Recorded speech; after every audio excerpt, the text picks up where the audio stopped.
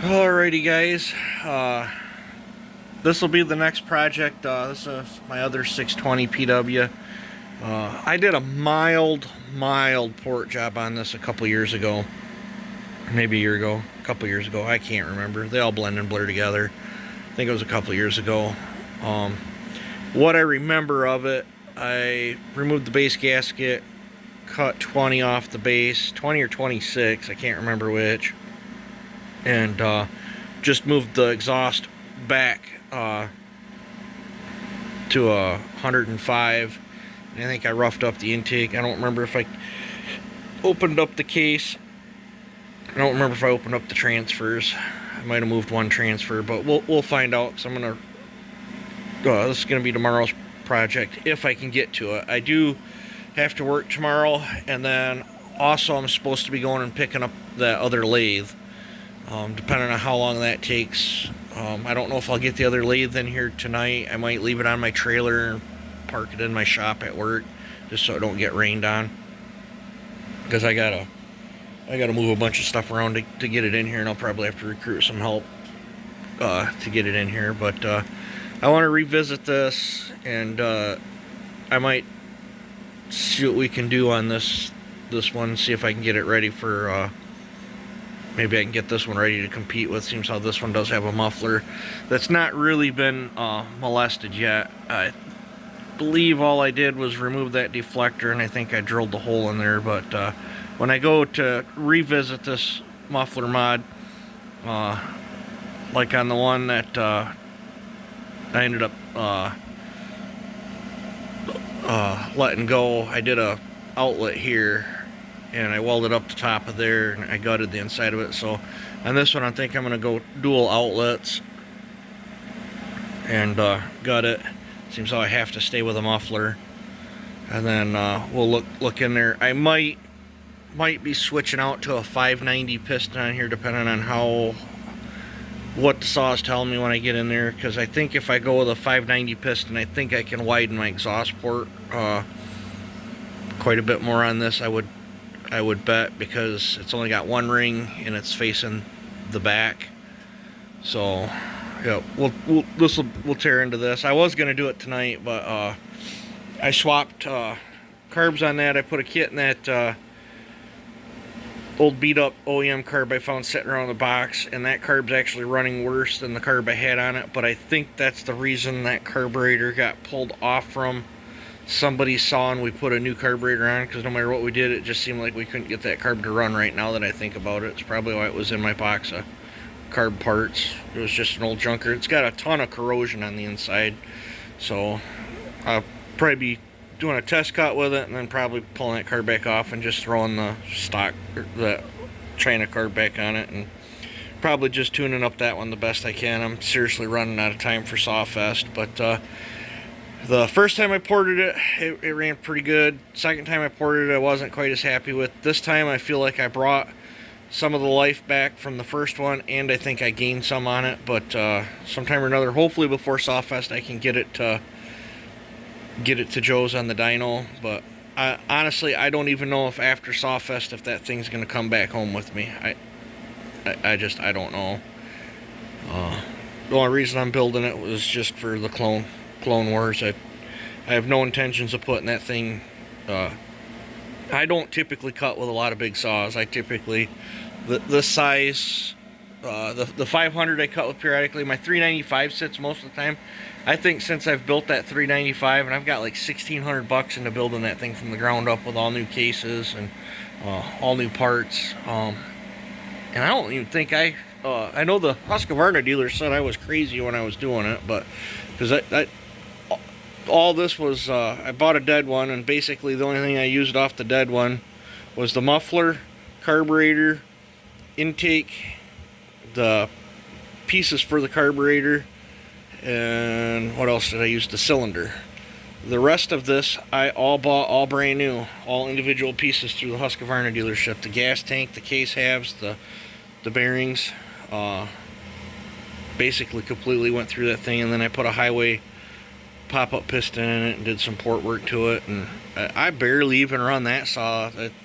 Occasionally at some get-togethers and on a big tree job if I absolutely need it. But honestly, my 7310s or this hot rodded 500, if I need to do a big, throw a big bar on and do it, them things can honestly do it. I mean, yes, the 395 can do it with more authority, absolutely, but I don't like lugging that thing around. So chances of me keeping that are probably pretty slim. I'll probably end up trading it off or something for something else that I want, and I'll build it on the channel. But I mean, it was a lot of fun building it though. But so yeah, we're gonna dive into this tomorrow. I was gonna dive into it tonight and make you guys a vid on it, but I'm just tuckered out. I'm not feeling the greatest today. So, but because it's depending on how this one turns out. It's a toss-up between that 620 and this 620. Depends on how this one turns out. If not, I'll take this modified muffler and throw it on that one, because that's the one I built last year for Sawfest, I think. And I don't even got a muffler on that. That's got like a iron horse style pipe on it. But depending on but that one's a little higher on the roof. I feel I bled some of my favorite torque that I like off, so hopefully I can keep that up in this one. But fuel did come in for that. I don't know as if I trust it though. It come double bagged. It was leaking in there. It's missing about yay much, and then I looked, and this stuff's crystal clear, and the stuff that's leaked in here, and it leaked all on the box too. So I'm wondering if the one bag wasn't enough, and maybe somebody dumped something else in there and finished the shipping on it. I don't know. I'm kind of a little sketched out about that, so I don't know if I want to dump that in there and take a risk of. I would think that would have some color to it, kind of like this stuff, or like this bright blue. But it did take some, the dye off here. It took the label off the bottom, and it's got a few other faded spots up top up here. This bluish color, maybe this stuff is clear, and maybe it's just the diaphragm. You can see where it's run through here. Maybe it stuff's all right. I don't know. It's just sketchy. I don't, never using that stuff before. I don't know if it's colored or not. If this stuff was clear and that was clear, I'd probably say maybe it was good. But this is supposed to be 30% nitro, 9% oil, and I'm not. I mean, it's crystal clear. It looks like water, and it definitely don't smell like that stuff. So I don't know. So I might be getting different fuel again. So the wild thing might be getting put off a little bit farther to the side. I got to try to fit these in. These are just simple check overs and kind of fix whatever's wrong with them. This will be interesting to fix that. Might have to do some video footage of that if I get that thing, if it's not too badly damaged or anything. Because I think that's the same as that saw.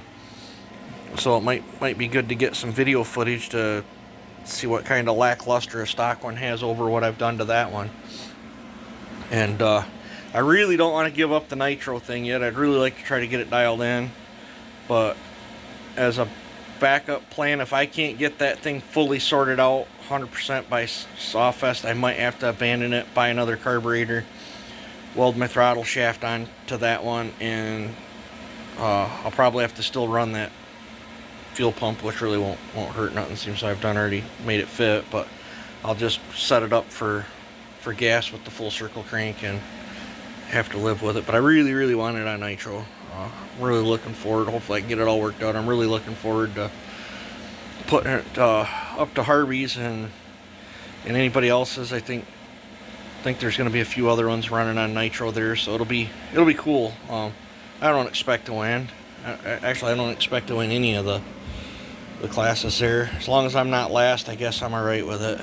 I'm more looking towards meeting all the cool people and the builders and seeing all the sweet saws and just hanging out with good friends and company down there. So And it sounds like I'll get to meet a whole bunch of other new people that are coming there, so that'll be awesome. But well, I've blabbered on here enough, but I just thought I'd give you an update. I'll probably start making a vid on this. I'm trying to debate on, when I do this vid, do I tear it down on video for you guys, or do I tear it down and then take it into segments, or do I just tear it all down on video for you guys and show you how I set the wheel up, and we'll read it. And I suspect I'll probably see some ugly stuff in there that I've changed how I do things. I've got different tooling and stuff, so I imagine this port works in here is probably not going to look as nice as what I'm putting out in today's world, but it's all good. And I mean, if push comes to shove, I'll just order up another 620 cylinder if I have to. Yep. Alright, I've blabbered on here enough. You guys have a good night. Hopefully you enjoyed that test cut vid. And, yep, so there'll be more to come. You guys have a good one. Take it easy. Enjoy your night.